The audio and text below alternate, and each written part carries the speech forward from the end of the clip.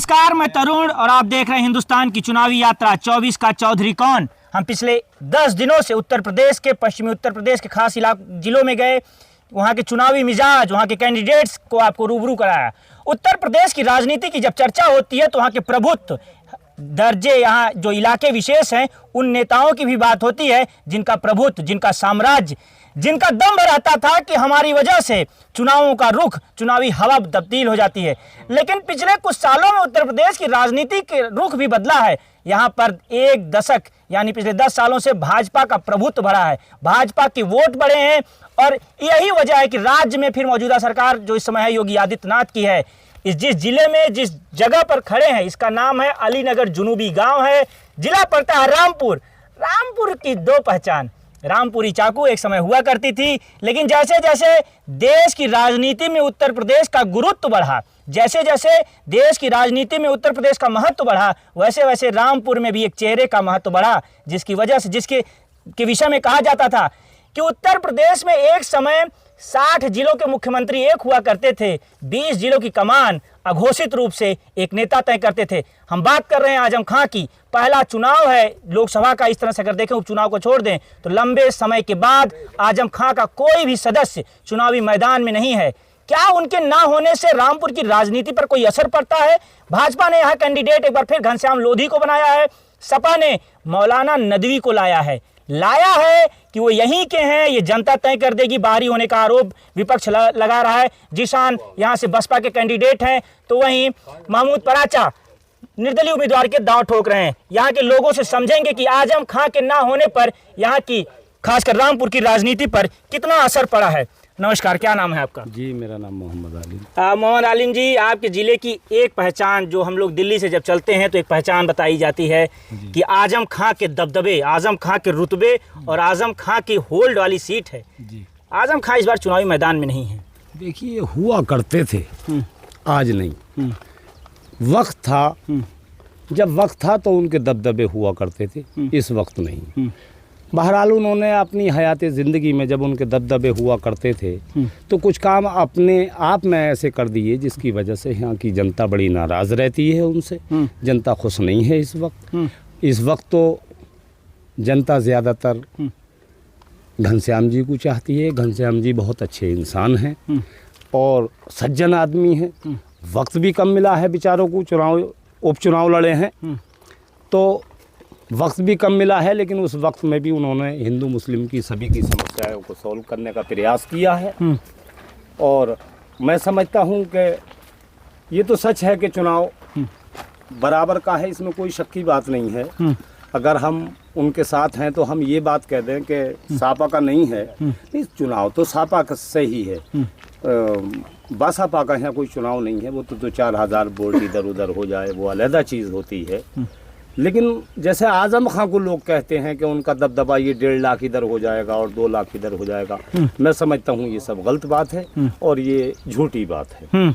आपको क्यों लगता है ये झूठी बात है? मतलब क्या वजह ऐसी आ गई? यूँ लगता, इससे कबल पहले जो उनकी सरकार रही तो उन्होंने अपने शासनकाल में, मैं समझता हूँ, किसी आदमी के साथ ऐसा अच्छा हुस्न सलूक नहीं किया। क्या ऐसा कर दिया आजम खान ने कि आपकी तबीयत नासाज हो गई? उन्होंने क्या ना कर दिया, वो क्या बताया जाए? क्या किया है? वो बात क्यों पूछते हो साहब जो बताने के काबिल नहीं है? फिर भी कुछ तो उन्होंने क्या ना कर दिया? क्या कर दिया? देखिए, हम फूड कॉरपोरेशन ऑफ इंडिया, हम उसमें सर्विस किया करते थे। हमारे साथ फर्जी बाड़ा करके उन्होंने 4-6 मुकदमे लगा दिए, जबकि कभी हमारे वालिद मोहतरम पे नहीं, हमारे दादा पे नहीं, हमारे भाई पे नहीं, हमारे बुजुर्गों पे नहीं, हमारी गांव की पूरी बस्ती के अंदर कोई ऐसा इतिहास नहीं रहा आज तक जो दंगे फसाद हुए हों, जो किसी से विवाद हुआ हो और हमें 4-6 में उन्होंने जेल भेज दिया। उनके एक सलाहकार ही कहो, सीओ साहब थे, बड़े अच्छे इंसान लगते थे, बड़े ईमानदार अपने आप को बताते थे और मैं समझता हूं कि उन्होंने बेगुनाह लोगों को जेल भेज दिया। किस किस का नाम गिनाया जाए, कौन कौन से आदमी का नाम गिनाया जाए कि उन्होंने क्या ना किया। आजम खां भी तो यही कहते हैं कि सरकार बदली और उसकी हवाओं का रुख बदला तो हमारे पूरे परिवार, हमारा पूरा परिवार दोषी नजर आ रहा है। देखिए साहब, जो जैसा करेगा, अगर आपने ये गेहूँ बोए हैं, आप गेहूँ देख रहे हैं बड़े भाई साहब, तो गेहूँ ही तो काटोगे, इसमें हंसराज पैदा थोड़ी होगा। जो जैसा करेगा उसको वैसे ही तो भरना पड़ेगा। हम किसी के साथ गलत करेंगे तो जाहिर सी बात है हम गलती तो उसका खिमादा हम ही तो भरेंगे। चाचा बड़े नाराज नजर आ रहे हैं आजम खां से। जी जी ये कह रहे हैं कि हमको जेल, हमारे ऊपर केस ठुकवा दिए। जब सत्ता का दबदबा था तो आजम खां के इशारे पे जब यहाँ के पत्ते डोला करते थे, हवाओं की फिजाओं का रुख बदल जाता था, तो अपने हिसाब से चाचा उस समय किया करते थे। जी अपने क्या वाकई बहुत जो जुल्म किए, हाँ? बहुत जुल्म किए। क्या ऐसा कर दिया कि आप लोग इतने ज्यादा नाराज हो गए? वो तो कहते हैं कि हमने रामपुर को बदल दिया, रामपुर को चमन बना दिया यहाँ पे। एक ग्राम पसिया पूरा पड़ता है बेनजीर से पहले, वहाँ हमारे रिश्तेदार हैं। 25 बीघे जमीन, थोड़ा तेज बोलिएगा। हाँ 25 बीघे जमीन बिना नाम के कब्जा करे हुई है, आज भी बाउंड्री हो हुई है। बहुत बहुत जुल्म किए उसने जालिम में। यूनिवर्सिटी में कितनी जमीनें लिखी लोगों की, सब बेनाम हो गई थी। तो बहुत जुल्म किए लोगों के साथ, इसलिए नाराज हैं। तो आप लोग जो सपा के कैंडिडेट हैं उनके विषय में कहा जाता है कि वो आजम खां की पसंद के कैंडिडेट नहीं, तो इस बात से खुश हैं कि उनका प्रभुत्व घट रहा है? नहीं नहीं, हैं? घट नहीं रहा है। चुनाव बराबर का है दोनों का चुनाव बराबर का चुनाव, बराबर का चुनाव है। क्या नाम है आपका? इधर आइए, धूप में क्यों खड़े हैं? हाँ क्या नाम है? शकील। हाँ शकील, क्या करते हैं आप? अरे आ जाइए, चेहरे पे आपकी धूप पड़ रही है। हाँ चेहरा चमक रहा है आपका, धूप ना पड़े ज्यादा। कुछ नहीं सर, हाँ क्या मजदूरी करते हैं सर। मजदूरी करते हैं? ऐसे सर। हाँ पर चेहरा आपको बता रहा है आप मजदूरी तो नहीं करते हैं, आपको छुपा रहे हैं। नहीं सर, मजदूरी करते हैं। मजदूर आप मनुष्य जो होता है, एसी वाले बंदे का चेहरा इतना चमकता है, मजदूर वाले व्यक्ति का। हाँ किसान है किसान है। क्या खेती के करते हैं आप? सर, ये गेहूँ धान बस ये बोते हैं सर। गेहूँ धान बोते हैं। हाँ। ये कह रहे हैं भैया की जमीन कब्जा कर लिया। कहाँ, कौन सा काम बता रहे थे आप? पसिया पूरा करें। आजम खां का जब दबदबा था तो वो काम तो ठीक है जो करते करते थे, जमीनें भी बहुत कब्जा कर लिया। सरकार भी यही करती। सर वो बड़े हैं, उनसे उन्हें ज़्यादा मालूम होगा, लेकिन सर आपको क्या मालूम है? क्या आजम खां का जो दावा है कि हमने हमारी वजह से रामपुर में स्थितियां बदली, इंडस्ट्रीज आई, उनका जो कहना है? सर हमारे लिए जो अच्छा काम करेगा हम उसी के। क्या अच्छा, कौन अच्छा कर रहा है? सर सरकार जो भी अच्छा करेगी, मतलब। अरे भैया डिप्लोमेटिक उत्तर मत दो यार। भैया हम करें क्या अच्छा कर रही है? आप जब अच्छा कहते हो ना, रामपुर के लोग अच्छा, हमें सरकारों से कोई लेना देना नहीं है। अब मैं आपसे जानना चाहूँ अच्छा का मतलब क्या होता है? मेरे लिए अच्छा का मतलब हो सकता है कि कुर्ता लेनिन का है कि खद्दर का है, ठीक है, दोनों की अपनी अपनी पसंद अच्छाई की। आपकी पसंद क्या है? सरकार में अच्छाई क्या है? नहीं सर, ये कहना चाहता हूँ कि मतलब जो सरकार हम लोगों के लिए या सबके लिए अच्छा काम किएगी वही बेहतर। आजम खां का दौर कैसा था और आपका दौर कैसा है? सर वो दौर तो अब खत्म हो गया जो पहले था। अब वो दौर सर कहाँ है? हर चीज़ का। पिछले दिनों मुख्यमंत्री योगी का एक बयान आया, उन्होंने कहा एक नेता थे जिनकी भैंस जुड़ा करती थी पुलिस, आजकल थानों में रहती है। सर जब उनका रोल था, आज योगी जी का रोल है। हाँ, हाँ। सर टाइम की बात है सर। तो क्या थानों की स्थिति क्या है आपके यहाँ की, लोकल स्थिति सर क्या? मैं इतनी जानकारी नहीं रखता हूँ। अच्छा, आप इतनी जानकारी नहीं रखते। गेहूं का रेट अच्छा बता दीजिए, क्या चल रहा है? गेहूं का रेट भी सर पता नहीं है अभी क्या नया। अरे आप खेती भी गुरु ठीक से करते नहीं है, इसका मतलब आप छुपा रहे हैं। खेती किसान भी नहीं है, किसान को इतना तो पता है इस समय गेहूं का। क्या नाम है आपका? मैं नहीं बोल पाऊंगा। अरे कोई नहीं, आप नाम तो बता दो, चश्मा लगा के। वसीम सेठ। वसीम, क्या करते हैं आप? करता तो कुछ भी नहीं हूँ, खाली रहता हूँ। खाली रहते हैं। क्या बेरोजगारी एक समस्या है इस बार के चुनाव में रहेगा? आपको लगता है वोट देते समय आप बेरोजगारी वगैरह पर आप लोग चर्चा करते हैं? बेरोजगारी तो रहेगी, यहाँ सरकार है। हाँ। चोर सरकार है, तो बेरोजगारी तो यहाँ रहेगी। कोई काम है इनके पास? इलेक्शन में पैसा लगा देते हैं सब। कोई काम वाम करें, इंडस्ट्री बनाए यहाँ पर, पब्लिक को काम दें, जब भी तो रोजगार बढ़ेगा। तो आप जैसे जो युवा है, जब हाँ, वोट, सबसे मेन पॉइंट तो एजुकेशन का है। हाँ वही होनी चाहिए। तो आपको लगता है जब आप जैसा युवा जब वोट करने जाता है, जो आप जैसा यूथ है जिसके वोट ही नहीं है फिलहाल। क्यों नहीं बनवाया भैया वोट? वोट तो है ही नहीं, तो अरे बनवाया क्यों नहीं? बाहर रहते हो कि यहीं रहते गांव में? अरे तो BLA से कहे होते फॉर्म 6 दे देता, आपका वोटर ID बन जाता, फ्री में बनता, पैसा भी नहीं लगता। जरूरत नहीं है ना, कहीं वोट की पड़ी नहीं, समाजवादी जीत जाती है ऐसी। अरे भैया पर समाजवादी हैं, देखिए पिछली बार आपको उपचुनाव में कम वोट पड़ गए थे, हार गई थी आपकी पार्टी। अब के पर आपको अफसोस हुआ होगा उसमें वोट बन गया होता तो एक वोट। कुछ नहीं है, कोई भी जीते कोई भी हारे, कुछ भी नहीं। लेकिन वोटर ID बनवा लो। हाँ बनवा लो। लोकतांत्रिक देश में रहते हो तो वोटर ID बनवा ही लेना चाहिए। क्या नाम है आपका? निजाम पाशा। निजाम जी, नेता होता तो नहीं है? नहीं भैया। अच्छा ना मैं थोड़ा सा कंफर्मेशन कर लेता हूँ, क्योंकि आजकल गमछों के रंग से पता चलता है कि क्या नेताई तो नहीं कर रहा है कोई। बुरा मत मानिएगा, मैं ये इन जनरल, क्योंकि समाजवादी पार्टी के लोग लाल झंडा और लाल टोपी पहन के निकलते हैं। क्या स्थिति है? कुछ लोगों का कहना है आजम खां के समय में बहुत जुल्म ढाए गए हमारे ऊपर, कुछ का कहना है जो उनके समर्थक है नहीं, आज़म खां की वजह से ही स्थितियाँ बदली हैं, आज़म खां की वजह से ही रामपुर को एक पहचान मिली है। आपका क्या मतलब है, क्या क्या आप सोचते हैं इस मसले पर? देखिए, आजम खान ने कब्रिस्तान की मिट्टी उठा ली, आलिया मदरसा तोड़वा दिया उर्दू का। आलियागंज एक गांव पड़ता है यूनिवर्सिटी के बराबर में, उनके हाथों की उंगलियां तोड़ दी। जिन लोगों ने रजिस्ट्री नहीं दी, जमीन की नहीं कराई, बेनामे नहीं कराए, तो उनकी उंगलियां तोड़ दी। उन्हें 2.5-2.5, 2-2, 1-1 किलो चरस में जेल भेज दिया।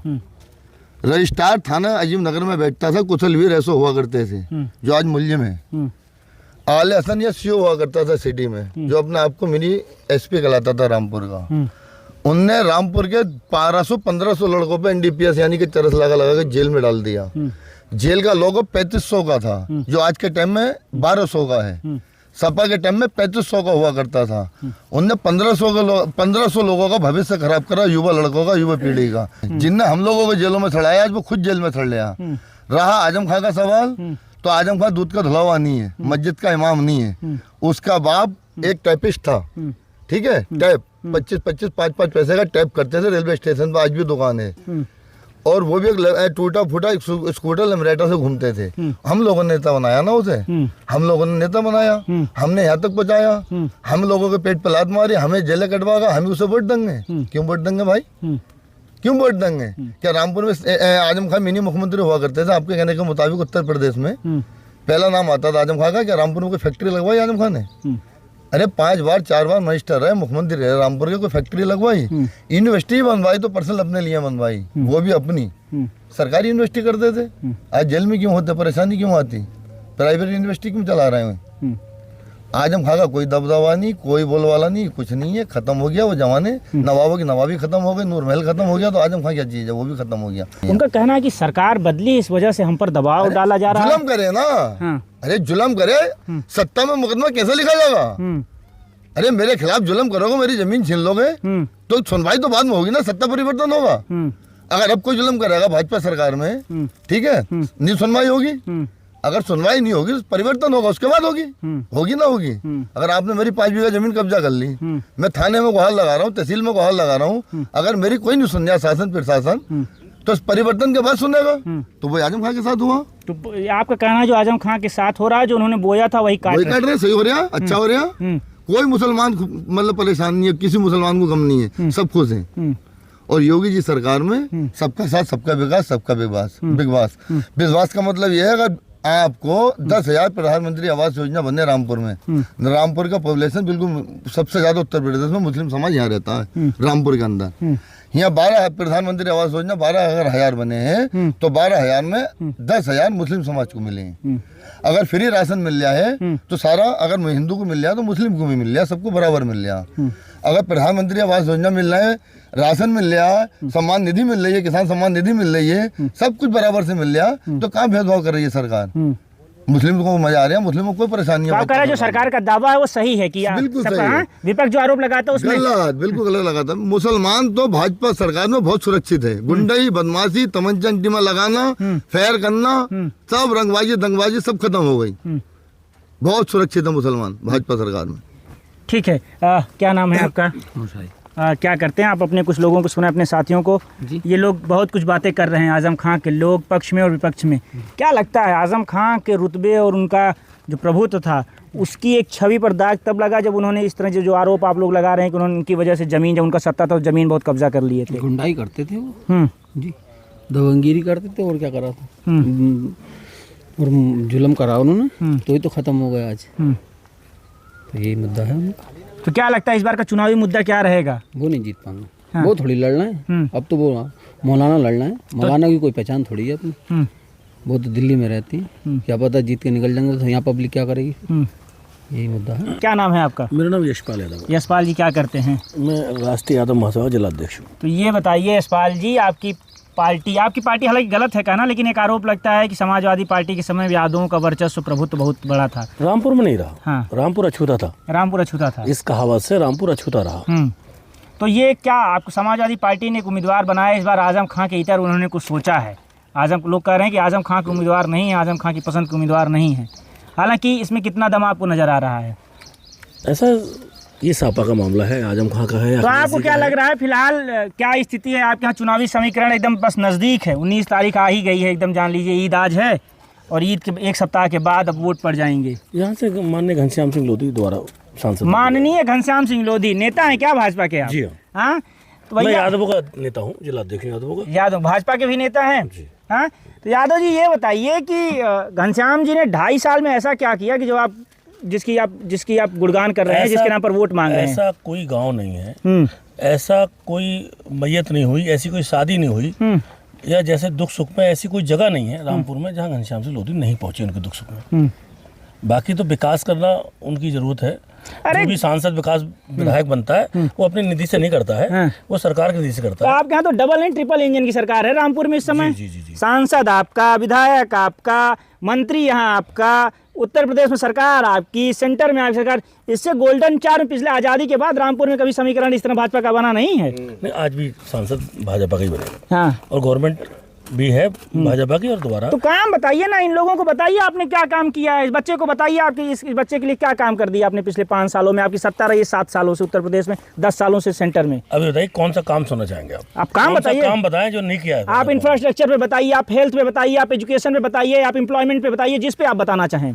देखिए रामपुर में इतना पहले रोजगार पे समझ लें, तो रोजगार पे आपने क्या काम किया है? चलिए। रोजगार पे इतना काम किया है कि शायद आज़ादी के बाद रामपुर में सर ये मत बताइए, इतना हमें एकदम बताइए। 1 किलोमीटर की दूरी तो 1 किलोमीटर बताइए, पैमाइश में क्या काम किया, ठोस बात करते हैं। अरे भाई साहब बहुत सारे काम किए हैं। एक दो काम गिनवाएं तो 5 बताइए। 1-2 काम किए हैं तो बताया जाए। काम तो बहुत अरे नेताजी 5 काम तो बताइए। सांसद पहली बार बना है भाजपा का। हाँ। और 2 साल उपचुनाव में बनी थी सरकार तो आपकी रही है। जब सांसद नहीं तो सरकार का क्या बेकार। डीएम के साथ डीएम के से जरिए आप काम करवा सकते थे अगर काम करवाने की मंशा वो होती? तो बहुत सारे काम हुए हैं। आप तो रामपुर 5 घूमेंगे, काम नहीं बता पा रहे एक हैं। नहीं 5 नहीं 10 आप चलिए मेरे साथ, मैं दिखाता हूँ। दिखाइए, काम बता बहुत सारे दीजिए, हम काम देख लेंगे जाते जाते। नहीं बहुत सारा काम किया है रामपुर में। नाम और बताइए देखिए इस सांसद जी बच्चे। के काम हुए हम बताएंगे। हाँ, सांसद जी ने 10 किलोमीटर का रोड जो देश आजादी से लेकर आज तक नहीं बना था, थोनापुर से खोद मार्ग 10 किलोमीटर का रोड आप जाके मौके पे देख लें, वो पास करा दिया। पैसा स्वीकृत हो गया, चुनाव आचार संहिता हटते काम शुरू हो जाएगा। देश आजादी से आज तक मिलक रेलवे फाटक 5-5 किलोमीटर का जाम लग जाया करता था। ये मिलक तहसील पड़ती है हमारी जीटी रोड पे। फ्लाईओवर उसका मंजूर हो गया, पैसा स्वीकृत हो गया, वो भी चुनाव आचार संहिता हटते काम शुरू हो जाएगा।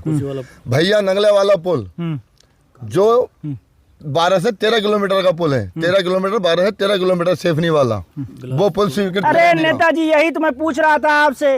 नहीं ऐसे तो गजब की 1000 काम अरे है। भैया तो किसी 10 तो से पूछ बताओगे लीजिए। आप, ऐसे जनता से नहीं करोगे 1000 काम कर दिए हैं। आप 10 पूछ लीजिए। बिलासपुर अब तो आप बता ही दें आपको। नहीं, हाँ। बिलासपुर नहीं बताया। अच्छा, इन्हें कोसी वाला पुल नहीं बताया। रोजगार को लेकर आपने क्या काम किया है? रोजगार का काम इंफ्रास्ट्रक्चर को लेकर ठीक है, सरकार कहती है कि इंफ्रास्ट्रक्चर को लेकर काम किया और लोग कहते तारीफ भी करते हैं इसका कि रेलवे स्टेशन से सड़कें अच्छी हुई हैं, सब कोई दो राय नहीं। रोजगार को, इस बच्चे को रोजगार चाहिए तो कैसे मिलेगा? अभी कहाँ रोजगार मिलेगा? अरे इस बच्चे पढ़ाई कर लेगा, बहुत अगले छोटा अगर है। आपकी सरकार रिपीट हो जाती है तो 5 पढ़ाई साल के लिए इसका भविष्य तो आज वहाँ खेल गए। हाँ। यूनिवर्सिटी पे लेकर लाखों करोड़ों रुपए की जमीन किसानों की हड़प कितने ली। दिन तक आप लोग यही कहिएगा कि आजम खां जब तक वो रहेंगे तब तक ये तो कहते रहेंगे। इसके नाम पे ही वोट मांगेंगे? हाँ? वोट क्यों मांगेंगे? हाँ। हम तो अपनी बात पे कहेंगे। काम जो बताइए, जुल्म किया काम रामपुर में, जिसने जुल्म किया है, जिसने लोगों को परेशान किया है, जिसने लोगों को झूठे मुकदमे लगवाए हैं, जिसने लोगों की जमीनें हड़पी हैं, तो उसका नाम नहीं लेंगे तो किसे कहेंगे? उसने नूर महल कहते हुए अपने आप को जिंदा कर लिया। कपड़ा मिल में एक छोटी सी नौकरी करने वाला व्यक्ति, कानपुर के बाद रामपुर का दूसरा नंबर हुआ करता, इतनी फैक्ट्रियां हुआ करती थी, सब आजम खां की भेंट चढ़ गई। अखिलेश यादव से क्या नाराज हैं क्या? नहीं हाँ। अखिलेश अच्छे नेता है, हाँ। पर आजम खां के होते हुए रामपुर में कोई यादव नेता बन नहीं सकता। तो आपको नाराजगी इस बात से अखिलेश यादव से कि रामपुर में आजम खां का घनत्व तो प्रभुत्व इतना ज्यादा है, आतंक और आतंक सिर्फ आतंक इतना ज्यादा घनत्व नहीं। हाँ। अगर घनत्व होता वो उपचुनाव नहीं हारते, घनत्व होता तो उनकी पत्नी चुनाव नहीं हारती। वो तो कह रहे हैं पुलिस के डंडे की वजह से हम चुनाव हार गए, उपचुनाव। इस बार का आम चुनाव है, देख लीजिएगा, मामला पलट जाएगा। हमारी अगर पुलिस के डंडे की वजह से अगर चुनाव हार रहे हैं, उनके लिए भैंसों के लिए चुनाव पुलिस ढूंढ रही थी, तब उनका आतंक नहीं था। आतंक तो दूसरे में भी था ना। आदि यूपी की पुलिस उनकी भैंसें ढूंढ रही थी, तो उनका आतंक नहीं था। हम पुलिस के, अगर किसी पुलिस वाले से अगर हम बात करते हैं तो हम बीजेपी का आतंक हो जाएगा। तो यादव लोगों के काम होते हैं सरकार। कई लोगों के आरोप हैं कि हमारी सरकार में सुनी नहीं जाती है, एक भी कि हमारी जाति विशेष होने की वजह से हमारे सुना नहीं जाता। ऐसा नहीं है। ये रामपुर में ही नहीं, पूरे हिंदुस्तान में यादव नेता हैं बीजेपी में। भूपेंद्र यादव नेता हैं, गिरीश चंद्र यादव मिनिस्टर हैं, भूपेंद्र जी मोदी की टीम में रहते हैं। बहुत सारे नेता हैं हमारे पास। काम वाम हो रहा है आप लोगों खूब मान सम्मान बहुत ज्यादा है। मान सम्मान की कमी नहीं है। आजम खान तो ये कहते थे ऊपर वाला नीचे में, वो तो खुदा को भी चैलेंज करते थे, भगवान को चैलेंज कर रहे हैं, तो ऐसे व्यक्ति का क्या है। ठीक है, सब कुछ ठीक है। तो अब यहाँ का चुनावी समीकरण आजम खां के प्रभुत्व और घनत्व, और इनका कहना है भाजपा नेता जो हैं, यादव नेता जो हैं, उनका कहना है कि उनके आतंक। अब देखना होगा कि जब यहाँ मतदान पड़ेगा तो प्रभुत्व रहता है, उनका घनत्व रहता है, कि उनके आतंक, इन सब से बाहर निकल कर रामपुर की जनता किसको चुनती है, किसको संसद में पहुँचाती है।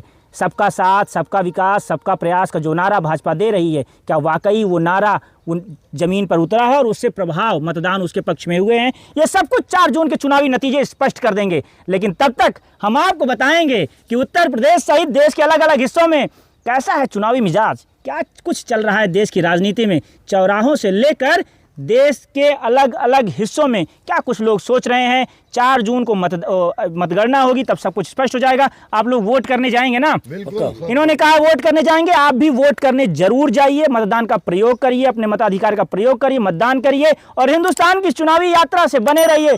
देश के अलग अलग हिस्सों के चुनावी मिजाज और वहाँ के तापमान को हम आप तक लाते रहेंगे। नमस्कार।